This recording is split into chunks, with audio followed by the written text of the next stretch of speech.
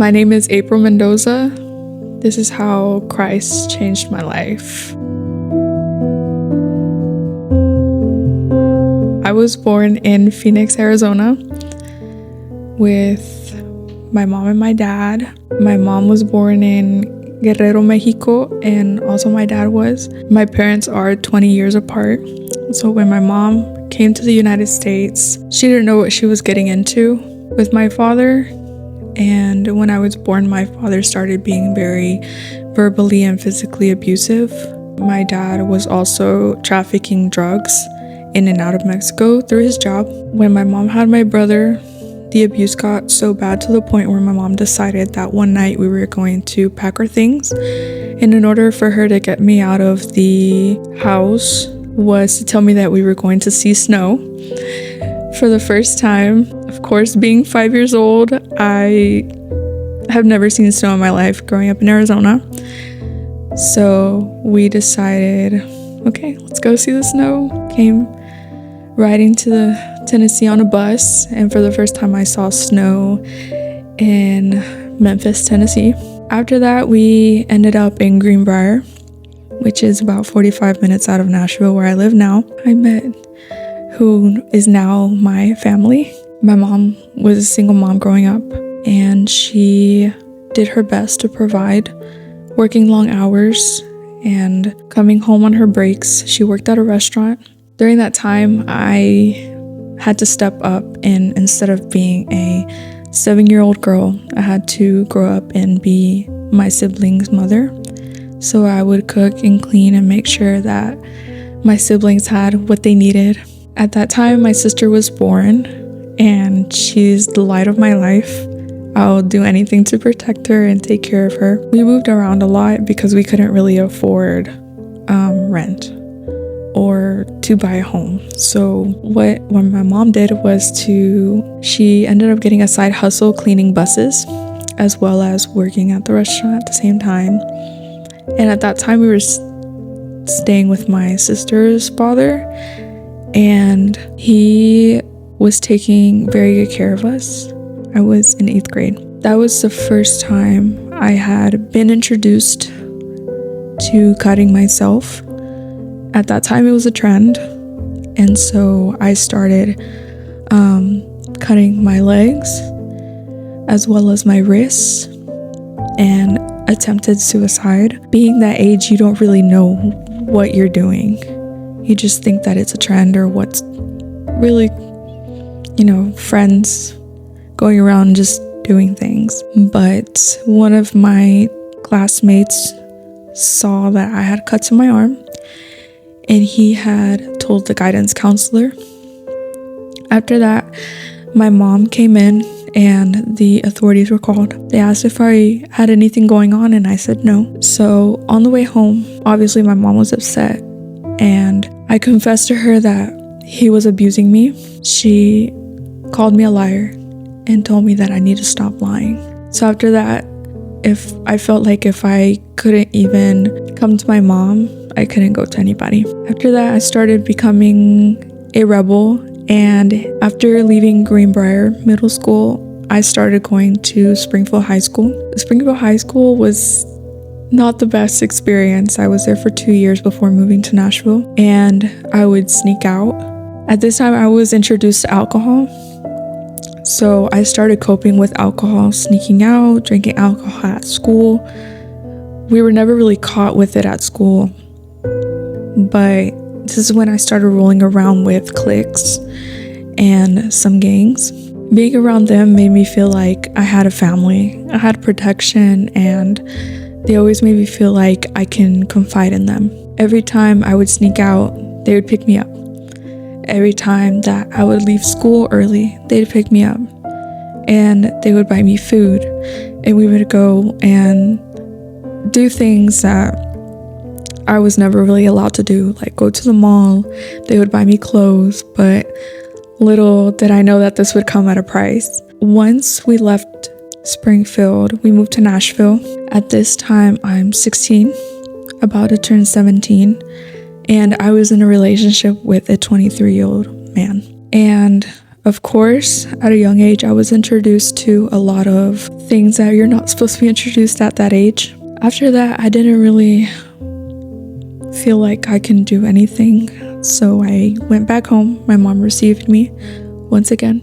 Once again, I started choosing the streets instead of my household. Again, my household wasn't the best. Once again, I had turned to alcohol. But this time I had turned to also smoking marijuana and enduring also cocaine. It was something that I had never felt before, and it felt like I could just do anything. Cocaine makes you feel like it feels like you're drinking a Red Bull, like it's no big deal.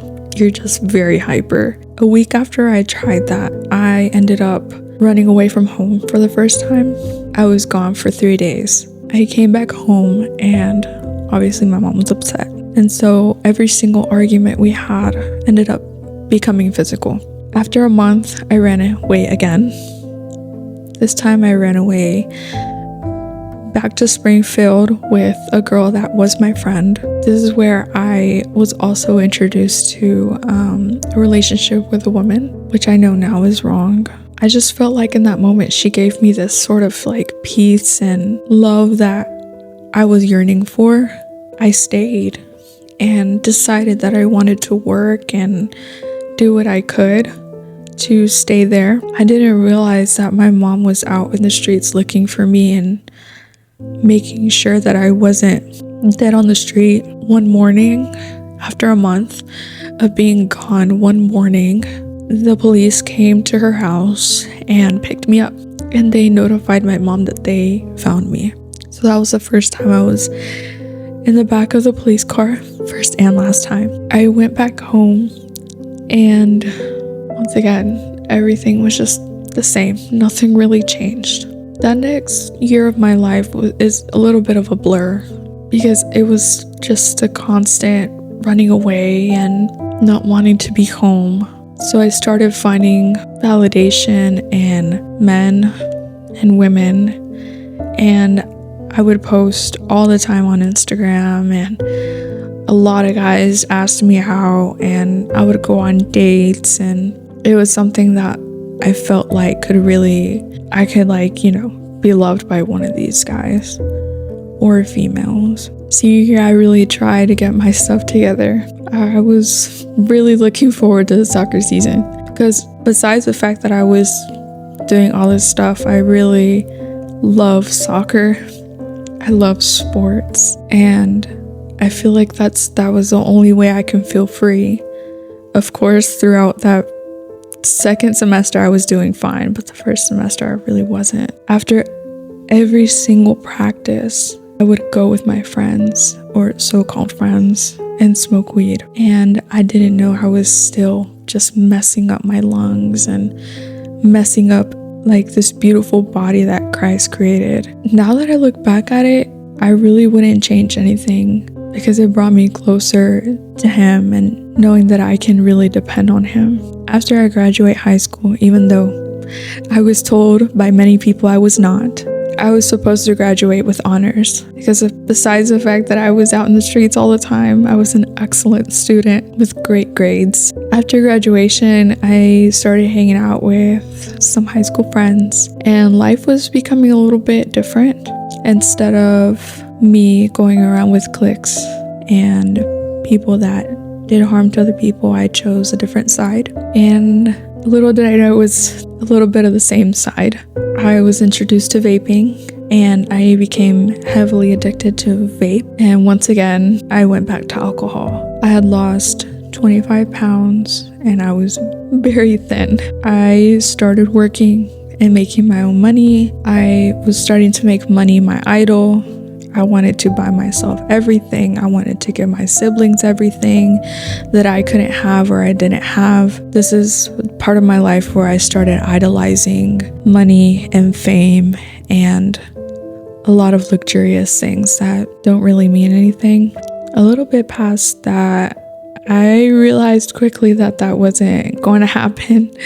I learned now that rich people stay rich because they don't spend their money on Starbucks every day or a cup that they see at TJ Maxx that they really like, or spend their last $20 on a meal that you can make at home. This is like the point where I met my ex-boyfriend Ale, and he's probably the most beautiful part of my testimony, because even after letting him know what had happened, he still accepted me for who I was, and he saw a light in me that I didn't see in myself. I felt that I wasn't deserving of being with him because of how such a hard worker he is and how much potential he had. So after a month of talking and going out a couple times, he came to my house and he introduced himself to my parents without me being there. I had never known anybody in my life that did what he did. About 2 months later, he had asked me to be his girlfriend. And after 3 months of me being his girlfriend, I moved in. We had started building a life together. We were living together. It was like a fairy tale. But then after a month, reality hits. Your honeymoon kind of ends. And you really have to understand that he is a person. I am also a person, and we cannot be together every single day. We can't go to the store every single day, or I can't come with him to soccer games all the time. So the decision was made for him to go to Mexico to continue to chase his dreams, was to become a professional soccer player. He had played in different areas around the world. He had played in Spain, and he had played here in the US, and then now he had the opportunity to go play in Mexico. It was really hard those past 2 months to be away from him, but we made it work. He wasn't working at this time, but I did what I could to work a full-time job and to be able to help both of us. But he did have side hustles. He would coach children, and he would also sell soccer jerseys. And I just love that hustler mentality that he had. It was just so, I don't know, manly. For like, always, even if I was taking that role of providing, like, he would really just be like, hey, dinner's on me. And I'm like, wow. Because I knew in the end that no matter like how much he would, take me out or anything like that, I just loved him so much. Later on, a lot of things started happening in the family and conflicts, and nothing really went his way. So he decided to come back. And when he came back, everything was just downhill from there. On December 16th, I had stayed at my mom's that night. He asked me if I can come home and fold some laundry. I was like, yeah, of course. So I came home. We had talks about having children, and I was like, I don't think we're ready for that. I can barely afford chicken right now, so let's just wait a little while. And he told me that he had to leave because he was going to go and deliver some jerseys and pick up some orders for people. And so I stayed to finish laundry, and I ended up going back to my mom's house that we were going to meet there for dinner. After that, I went to the chiropractor. He was already home waiting for me at my mom's, and we had dinner. Believe it or not, the last picture I have with him was us playing like finger soccer. That's the last picture I have of that day. We had left because I also played soccer at indoor, so we left. That game didn't really go well, at least how I wanted it. I ended up twisting my ankle, so we left a little bit before the game finished and went back to my mom's house. And he was just very close with my mom for no reason.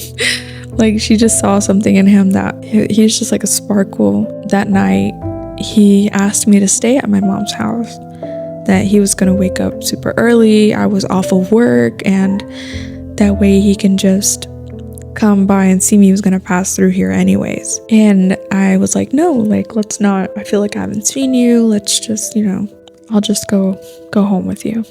And he's like, okay. One thing that really stays with me is that he was having issues with his mom, and God is so great that he forgave his mom for everything that had happened between them. He just grabbed my hand and is like, you know what? I forgive my mom. And that just like took me aback, because he's not the type of person to take accountability for something that he knows wasn't his fault, or believes that wasn't. But that's like the glory of God, where like he purifies your heart and really softens it up. After that, when we would be driving home at night, I'd usually be driving because he'd be really tired. So that night I was going to drive home, but he told me he didn't want me to. He always opened the door for me, no matter what door it was. It could be the cabinet door, but he'd open it for me. And so he opened my door and he's like, just get in. It's okay. I got it. I was like, okay. We had the weirdest conversation going home.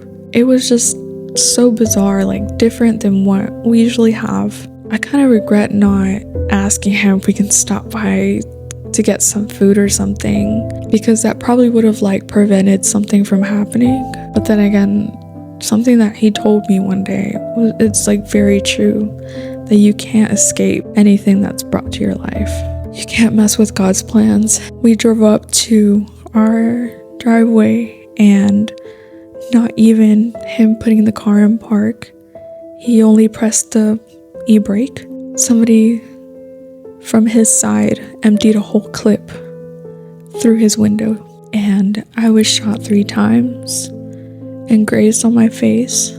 He was shot multiple times. He basically got the whole clip from a 9mm. I couldn't really process what was going on.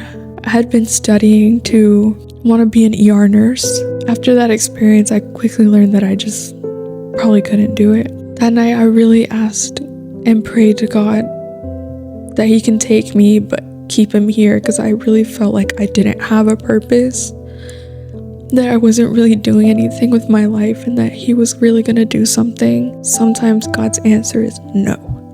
And so it was just really hard to see him, just like seeing somebody pass, somebody dying slowly it's the worst experience.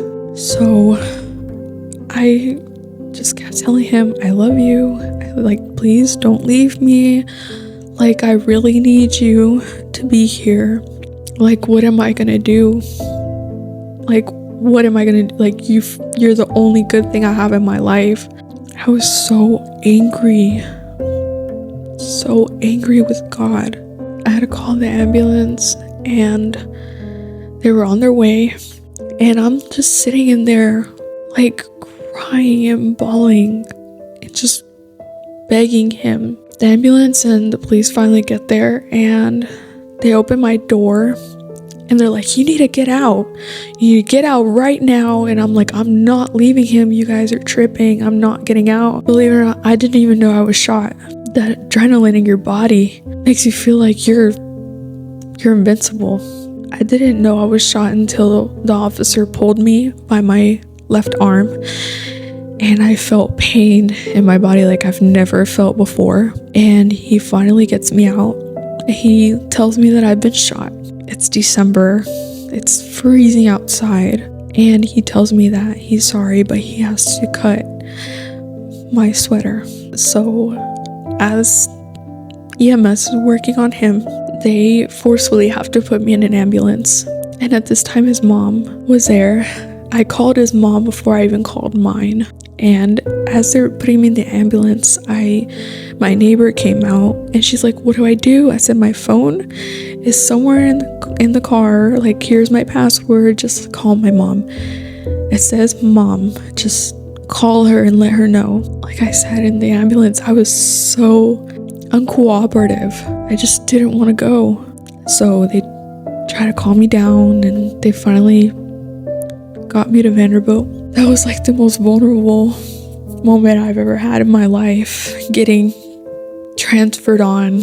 When my goal in life, I wanted to transfer somebody and help that person, to becoming the person being transferred.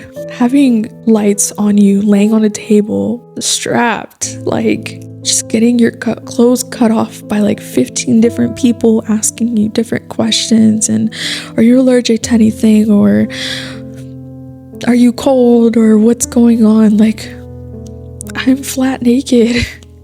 After they get something on me, they got a blanket on me, they start checking my wounds. The detectives straight come in. Like, I couldn't even breathe. And they come in and they're like, we need your password, we need his passwords, we need everything right now. Like, and I asked him, where's he at? And they're like, we're asking you a question. And I said, I'm asking you one as well. And I answered it, where is he at? And they wouldn't answer. So I started getting very aggressive and I started pulling off my neck brace and I started trying to get up from the table. And once again, they had to strap me down. So I just gave them what they wanted and they left. And for the first time within those 30 minutes of everything happening, I was by myself. A couple minutes go by and my mom comes rushing in and she's just bawling. I asked her, I was like, where's Ale? Where's he at? Like, I didn't see them bring him in. Where's he at? Is he in the next room? Did they take him to surgery? What's going on? And she just looks at me and she's like, Mommy, no. She's like, I'm sorry. And I feel like I died in that moment. My heart was gone and I didn't want to do it anymore. After an hour, they finally gave me some pain medication. They did an MRI on me, or I don't remember what scan they did, just to check and see if my spine was okay, if I was hit anywhere, if I still had bullets in me. Later on that night, I think it's about like 3 in the morning, probably 4, and they're like, well, you're ready to be discharged. I was like, okay, whatever, let's go. They picked me up and they put me in the wheelchair. That was the first time they gave me, it's an oxycodone. After 5 minutes of sitting in that chair, it feels like your body is just, every single pore fills up with water. And I fall face front into the floor. That all happened in a matter of seconds, but for me it felt like it happened for 5 minutes because I just felt like something was calling me. And I heard this voice that said, let's go home. Let's go. While I passed out, like, my vision or whatever I was seeing extended his hand and I went for it. Without thinking about it, I went for it and I tried to grab it. I woke up again in the hospital bed. That was them realizing that obviously I had never taken oxycodone before in my life. And they had me eat a cookie and drink orange juice. And they're like, after 20 minutes, you can leave if you feel better. I was like, okay. So they discharged me and I'm finally able to go home. But I'm like, take me home. And my parents are like, you can't go there. I was like, why? I'm not scared of anything. They already took the one thing that kept me here. So why can't you take me there?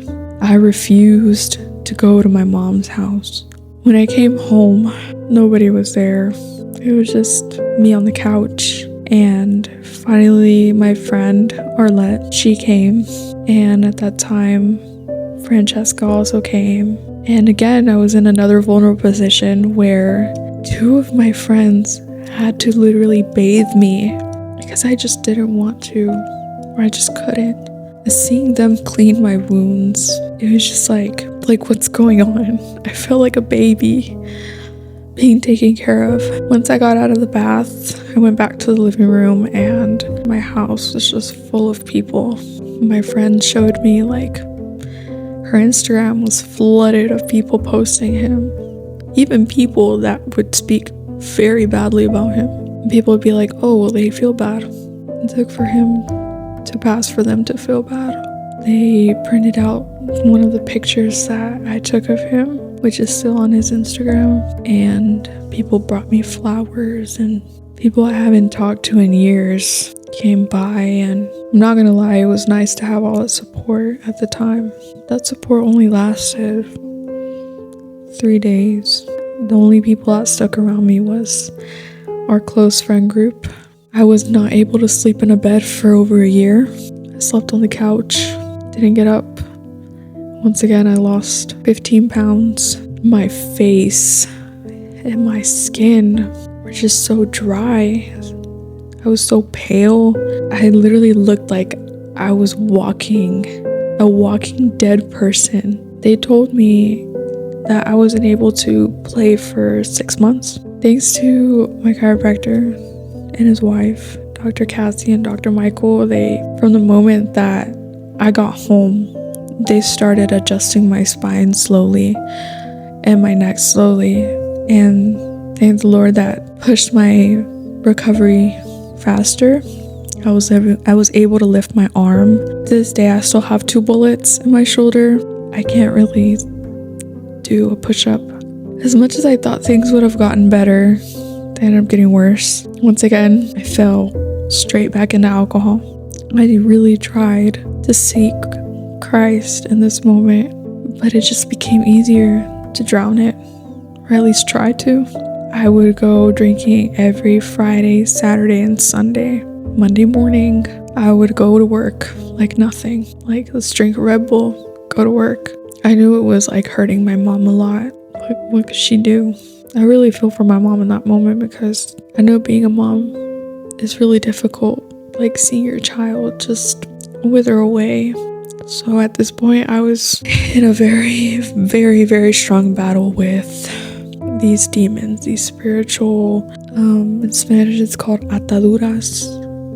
I guess you can call it when spirits cling to your energy, they cling to your sadness, your anxiety, to all this stuff.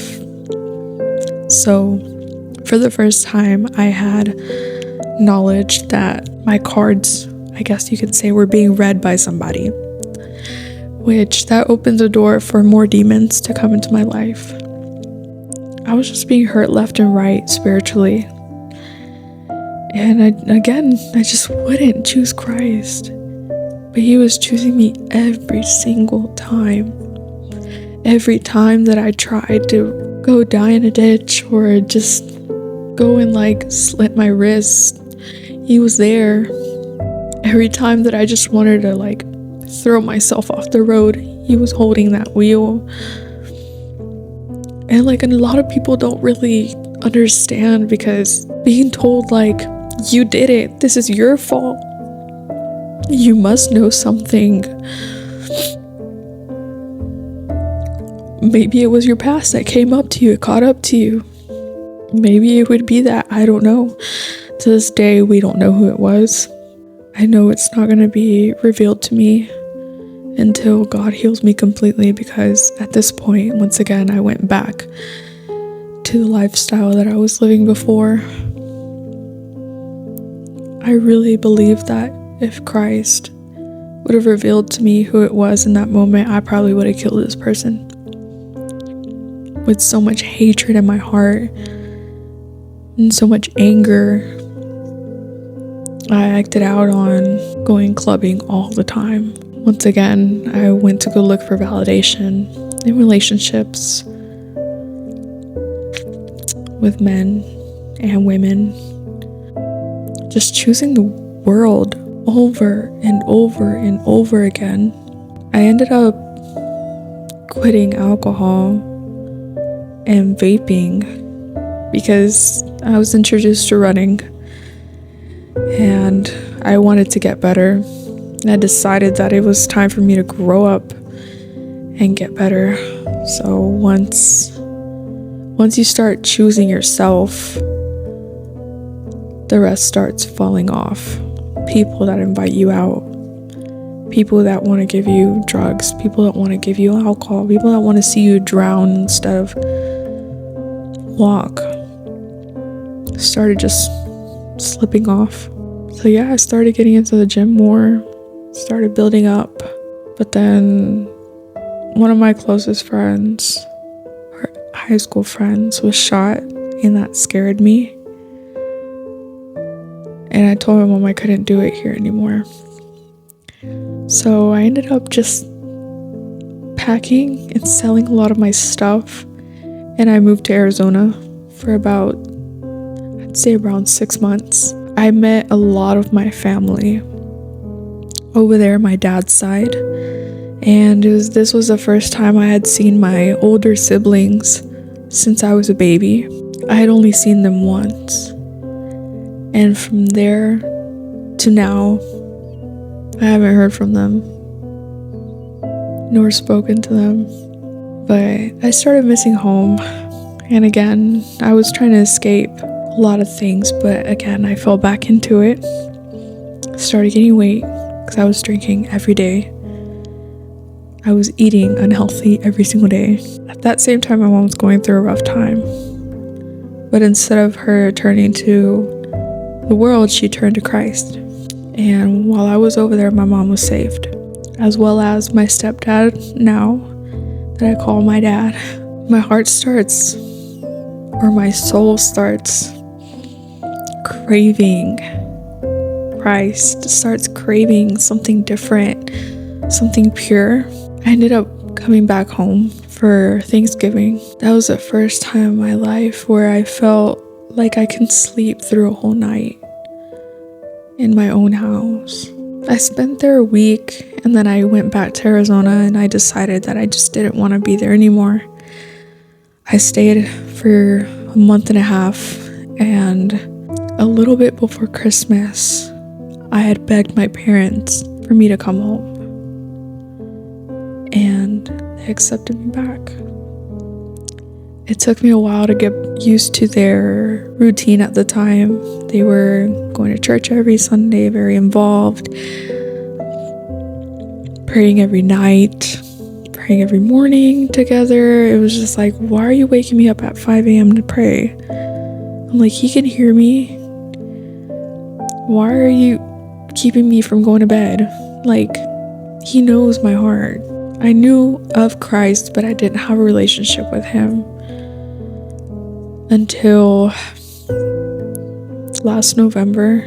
I was supposed to go to a tournament to go and play, but my plans obviously are never going to align with God's plan.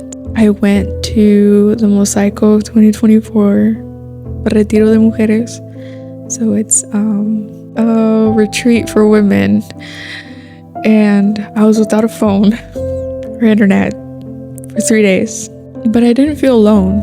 At first I was so hostile. I didn't know Neely, I didn't know Nati, I didn't know Ginny, I didn't know any of these girls, and I felt so hostile. I was like, I'm not gonna make friends here.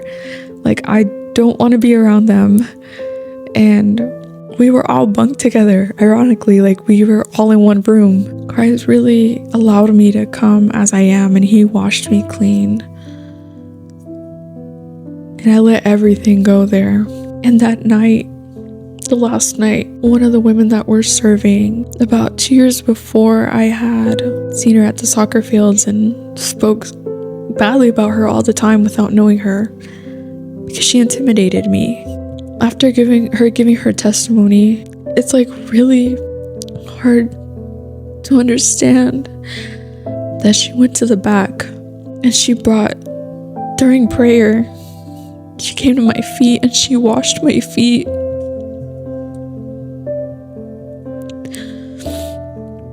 And I'm bawling, and I'm like, if you would have known the things that I said about you, the things that I've done, but you're washing my feet. And I learned that it wasn't her.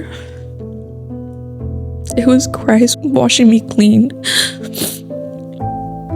and allowing my next steps to be cleaned, to walk with the intention of following him.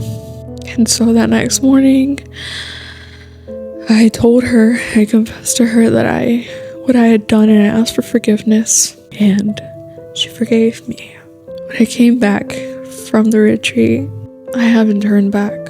And now instead of choosing the world, I choose Christ. And instead of leaving him to carry all this, every morning I decide to pick up my cross. So I want to ask you this. If you've been in my position, or you are in my position, would you continue to choose the world, or would you choose Christ?